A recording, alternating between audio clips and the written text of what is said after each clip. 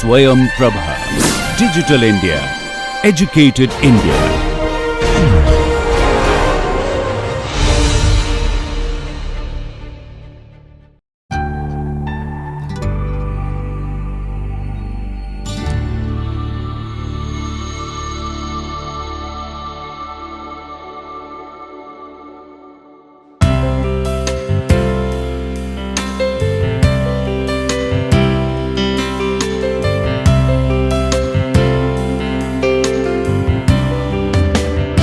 Hi friends, now we will start discussion on the topic residue upgradation.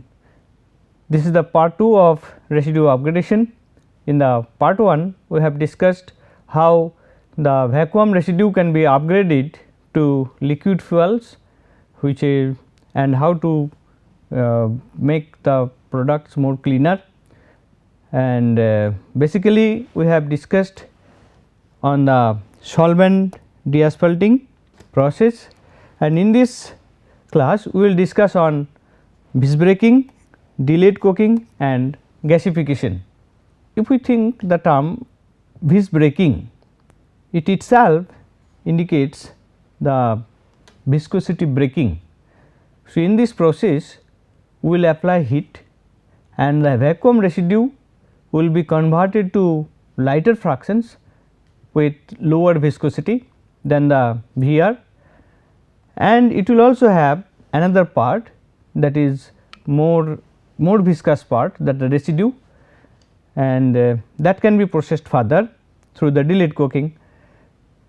And in this viscosity breaking process we will be applying moderate condition, so that the asphaltenes and resins which are available in this will not convert into coke.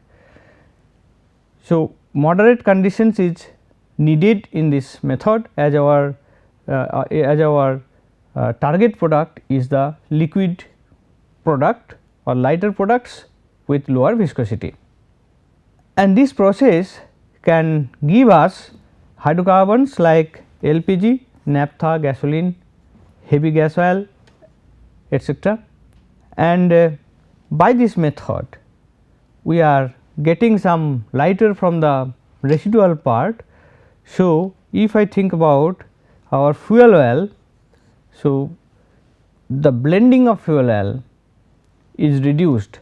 So, the oil which is produced through this process, that can be used as fuel oil, and the mild operating conditions, as I have mentioned, it is required because the materials which are available in the residue is susceptible to heat, and in this method allowable conversion to gasoline is lower due to fuel oil stability requirements. So, this is about the basics of visbreaking process. Now, we will see the mechanism, what actually happens. As you have discussed that visbreaking is the thermal treatment. So, in this case cracking will take place. So, the mechanism will be based on free radical, just like the thermal cracking we have discussed in the previous classes. So, we will be having here 3 steps. One is initiation, another is propagation, and then we have termination step. So, for example, we have one initiation step, says C6H14. So, that will be producing C2H5 and C4H9 dot. So, these 2 radicals, free radicals are produced. One is lower molecular weight, another is higher molecular weight with respect to this one. Now, this is initiation step. Then these free radical productions will propagate and more number of free radicals we will get, and then ultimately those will combine and it will be terminated. So, C2H5 which we are getting here, that can again react with C6H14 and it can give us C2H6 hydrocarbon, lower hydrocarbon, and again C6H13 another bigger free radical. So, this C4H9 free radical can give us again react with C6H14 and give us C4H10 plus C6H13 free radical. So, we are getting basically lower molecular weight hydrocarbon and the higher free radicals. So, those C4H9, this can give us C4H8 plus H free radical. So, this free radical again giving us some hydrocarbon and giving us some free radical, in this case H, in this case C3H6 plus CH3 dot and then C2H4 and C2H5 dot. So, there are possibilities of production of number of hydrocarbons, types of hydrocarbons and also the free radicals of lower size. So, this similarly C6H13 can give us C4H8 plus C2H5 dot plus many other products. Then in termination the free radicals can add with H dot and then it will give us C2H6. So, to another free radical CH3 dot, it can give us C3H8 and it can CH3 dot plus H to CH4. So, we can get some gas also in this process and these are all gas molecules. So, LPG type of material we can get from the vis breaking process. Now, we will see the process flow sheet of the vis breaking process. So, what we need? We have to apply heat. So, what will be happening? In the previous class we have discussed that molten phase and asphaltene phase, resins and asphaltene are dispersed in the molten phase. So, by the application of heat the molten phase will be broken and asphaltenes will settle. So, that is the mechanism. So, we have to apply heat and we can apply heat in two mode, one for a very small period and relatively higher temperature and another is relatively lower temperature and for a longer period. But whatever may be the mode we apply, but basically we need one furnace. So, we have to heat it here and then we have to flash it. So, we have to flash it means we have to use this in high pressure. So, high pressure at furnace that the product pressure will be reduced and then it will go to flash chamber and from flash chamber it will go to the fractionator and from fractionator we will get different products, gas and liquid products here and ultimately the tar will come here for further distillation and it is another vacuum fractionator it can come. So, in the vacuum we will create some vacuum and we will get more heavy gas oil in this case and the rest will be vacuum flash tar and this will be the feedstock for delayed coking.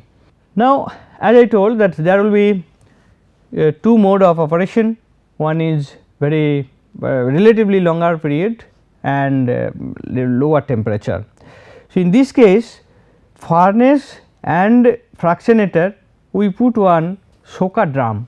So, soaker drum gives some time at relatively lower temperature for the conversion process. So, initially we preheat the feed here, the initial ambient temperature to some preheated temperature, then it is coming to furnace. So, it is heated further and then for a very small time in the furnace it stays and then it goes to soaker and relatively longer period it stays here and then it is goes to flash drum and fractionator and in this case the soaker drum is optional.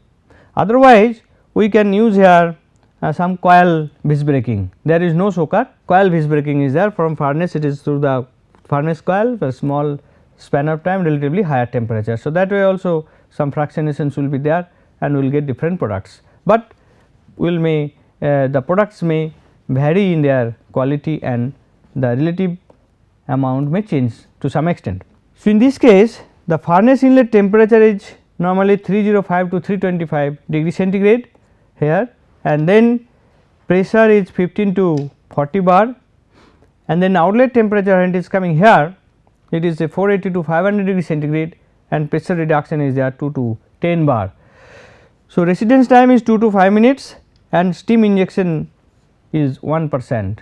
So, 1% steam is injected in this furnace. So, this is the vis breaking process and as you have discussed that soaker drum helps to reduce the time in the furnace. So, temperature and pressure maintained at soaker unit is around 440 degree to 460 degree centigrade and 5 to 15 bar with 20 to 30 minutes residence time, and preheating of the feedstock, the 335 degree centigrade, is done by using visc breaking tower. So, this preheating which we are, that is done basically this visc breaking tower, which is obtained, some part of it is used for heating this. And as I told that there are two mode, one is soaker mode, another is your we have your coil mode. So, soaker mode visc breaking process is relatively low temperature process with high residence time. So, here we have told that 20 to 30 minutes. So, it is around 1200 to 1800 second, whereas in coil mode this is 100 to 300 second. So, in the soaker mode of visc breaking, two stage conversion we get, one minor degree of conversion of short period in the furnace and majority conversion takes place in the soaker unit for predetermined extended period, that 20 to 30 minute. As we are able to perform the conversion at lower temperature, so we can save fuel consumption. However, decoking in soaker unit require more equipment and handling cost. So, one way we are using less energy, but we are also facing some other problem that decoking in soaker requires more equipment and handling cost. So, this is the drawback, and this drawback, the coke formations in the soaker unit, that can be reduced by using some internals. So, if there is some back mixing in the soaker, then there will be more coke formations, but if you can reduce the back mixing, then the coke formations will be reduced. So, that way internals has been used. So, internal helps to reduce the coke formations in the soaker, and application of soaker internals satisfies these conditions and controls stability of products. Now, we will compare the different soaker with internal and without internal. What will be the difference between these two processes? So, if we compare the temperature, then we see 420, 420, in both the cases temperature is similar, but if we think about the conversion, then we get 2.90% of the liquid fractions at 150 degree centigrade. So, the liquid with the boiling point of 150 degree centigrade is 2.90%, whether it is for internal it is 4.12%. So, more liquid we are getting here in case of soaker internals, soaker with internals. And then kinematic viscosity, if we think, then it is 248.43 CST, whereas it is 230.67 CST. So, viscosity is lower in case of soaker internal, because it is preventing the coke formations and back mixing in the soaker unit, and then stability, both are stable. So, that way it is very clear to us that if we use the soaker internals, then the quality of the product will be improved. Next, we will discuss on the delayed coking. So, the term indicates that coking will take place and it will be delayed. That means, there will be some arrangement, some more time will be given for the coke formation. So, as we have discussed in the visc breaking part, that application of it breaks the molten phase, and then we get the separation of the asphaltenes from the colloidal suspension of the vacuum residue or residual part. So, here also the same mechanism will work. If we apply heat, then the molten phase will broken, and again the asphaltenes and resins will precipitate, and then we will get the coke. If we get sufficient time, so that part will give us coke. Another type may also be possible, that when we are getting the at higher temperature, if we increase the temperature, we will be getting more vapors from it also, and then that vapors may, if contains more aromatics etc. So, those will be polymerized, and if some condition is maintained, it can also give us coke. So, coke formation by both ways, by the first one, that is cracking of the maltins, and then the breaking of the emulsions and settling of the asphaltins, as well as the production of aromatics vapors, and then the polymerization of those, and then condensation, and then also give us some coke. And these two cokes which we can get by these two mechanisms, the quality will be different. The asphaltene and resins which will produce the coke, that will be amorphous in nature and not of that high quality, but when the aromatics are condensed and polymerized and condensed and gives this product, the coke, that is crystalline in nature and having some good properties, and it is considered as premium grade coke or needle coke. Now, we will see how to get it. So, this delayed coking technology, particularly for the needle coke production, is an art and a combination of art and technology. And already this delayed coke technology is an open art, it is known to everybody, but companies do license technology emphasizing coke furnace, special processing modes and operations. So, these are the area when the company varies from one to others among the technology licenses, and they have more focus on these areas.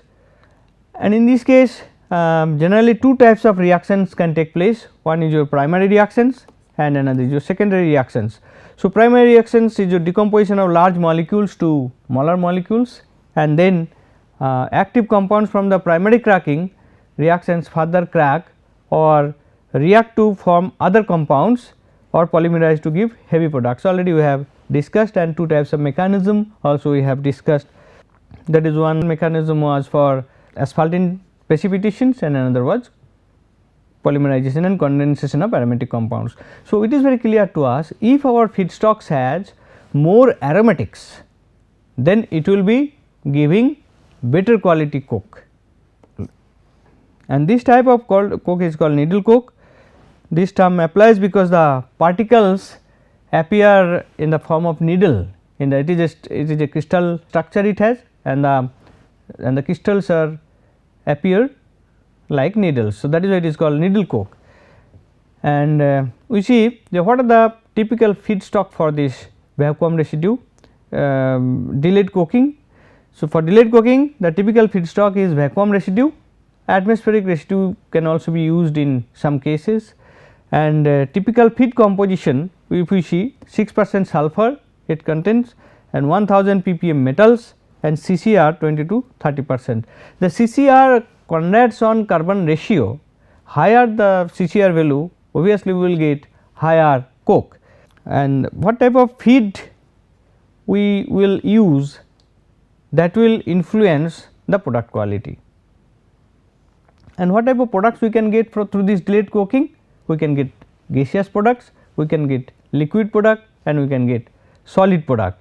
So, gas products which we can get, that is of coker gas that contains C3 C4, and this is recovered as LPG, and lighter can be used as fuel gas.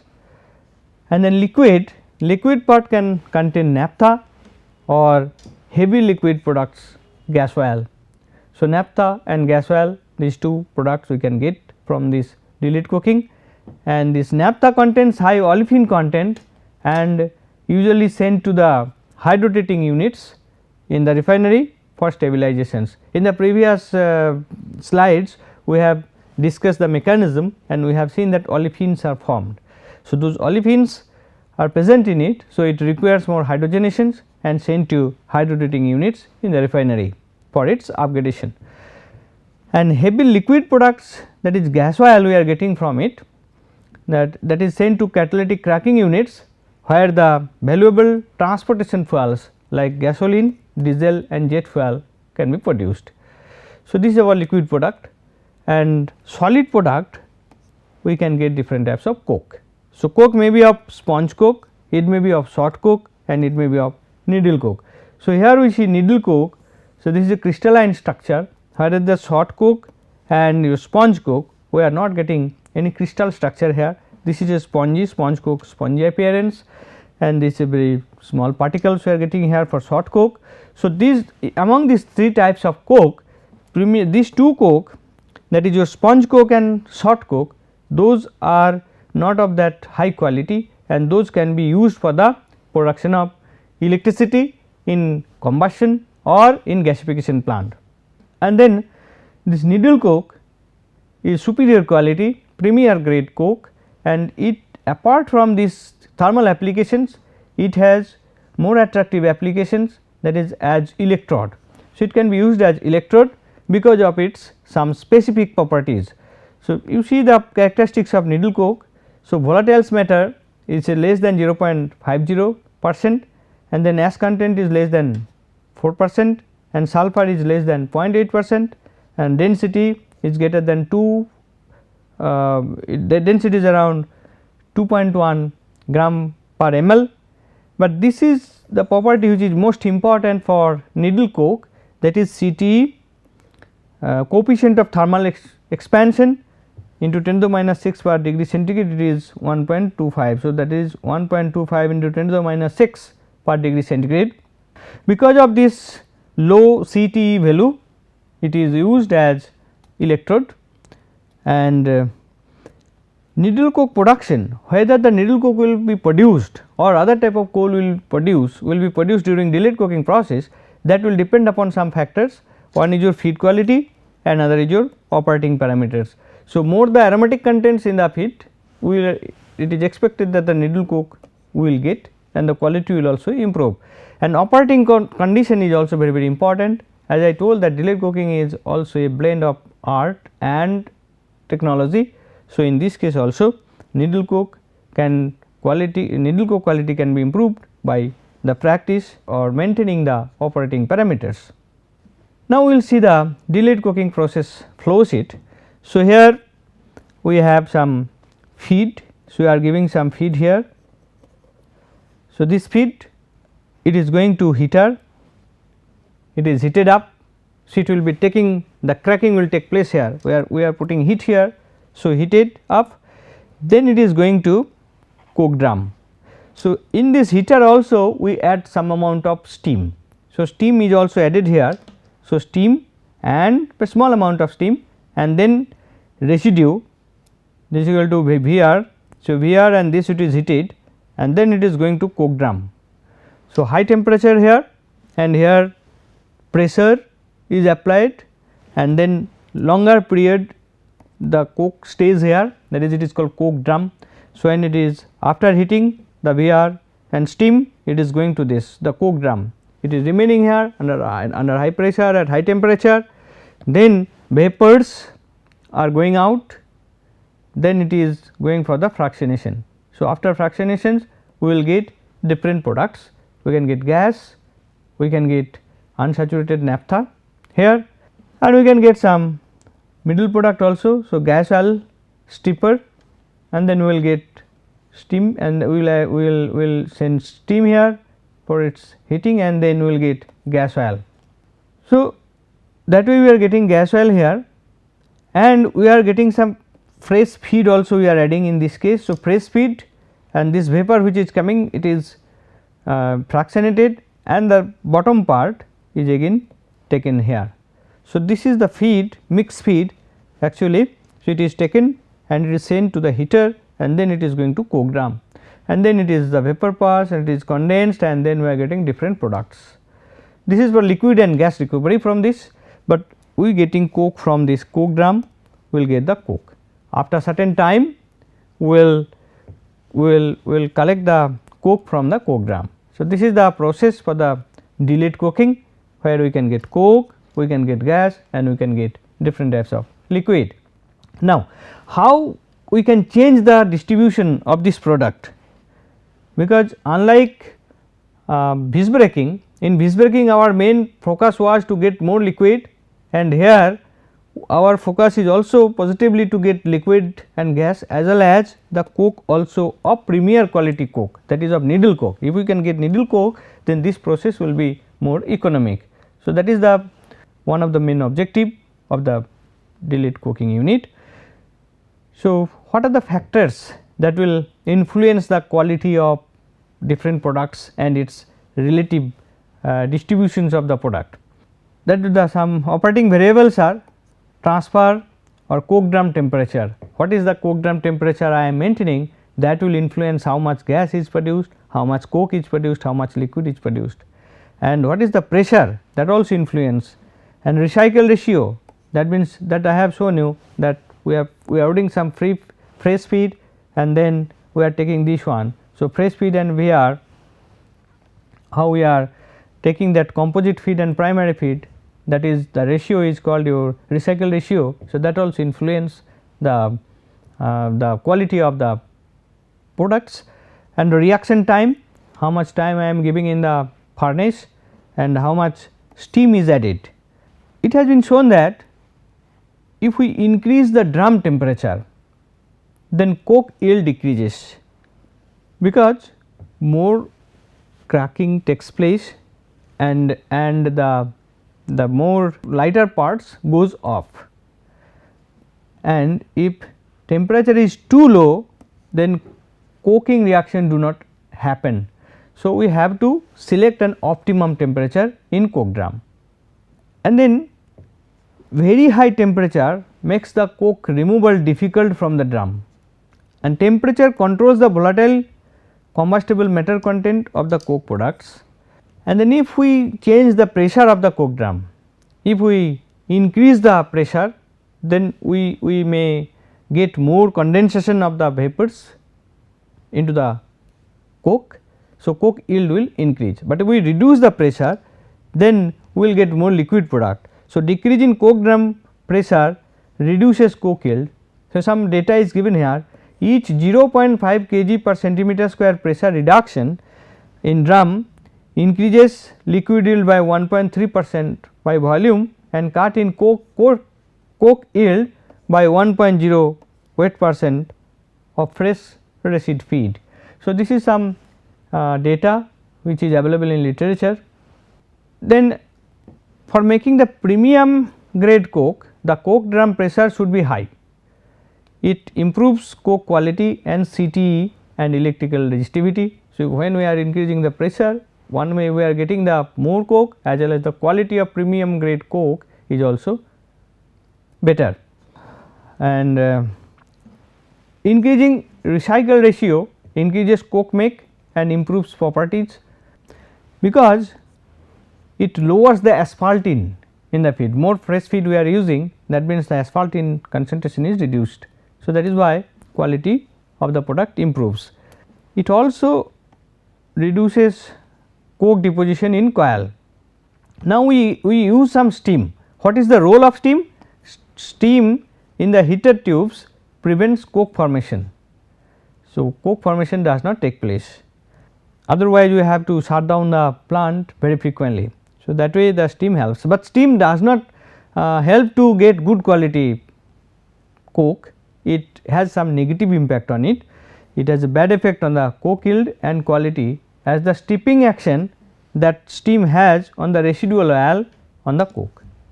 So, we can summarize that high density feed, then it will give us high carbon by hydrogen ratio, it will give high CCR, it will give high coke, less distillate and less gas, and coke yield is proportional to CCR.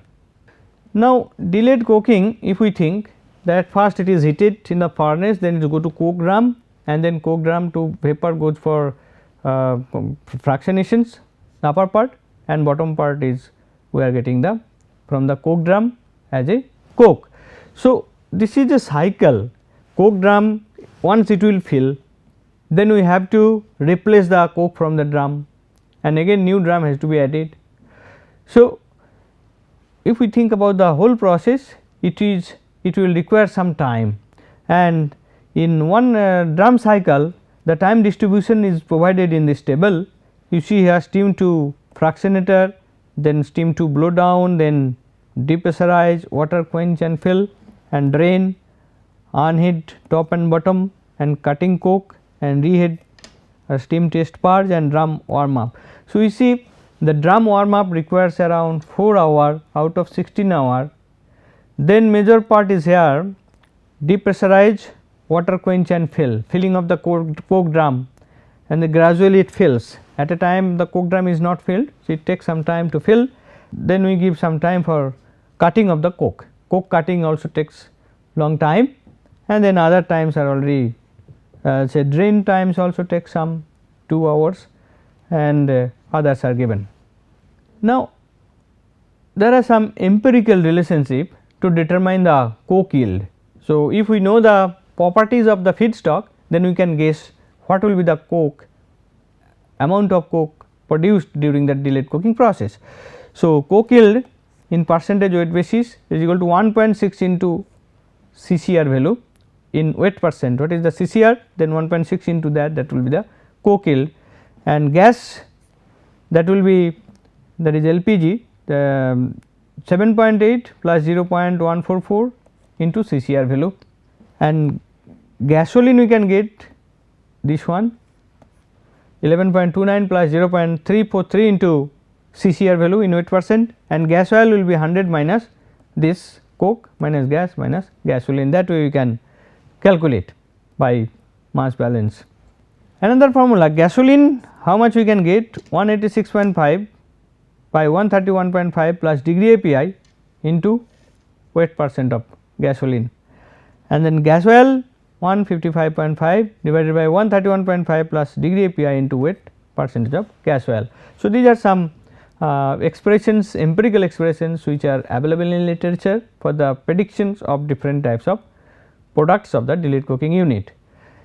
Now, we are coming to gasification. Already we have discussed many things about the gasifications in the previous classes, and we have discussed that there are 4 types of gasifier, basically 3. One is fluidized bed, and then fixed bed and entrained bed, and the transport reactor in between entrained and fluidized bed we have already discussed.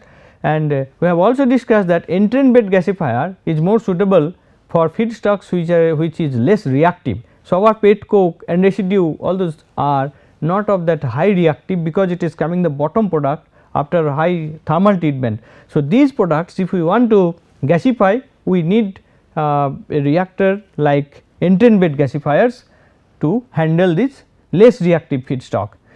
So, we see here VR and pet coke can be used to produce syngas through gasifications, and entrained bed gasifiers will be more preferable, and IGCC concept will be more attractive for the utilization of this coke produced through the delayed coking unit. Now, we will see some example of gasification plants based on this VR and pet coke.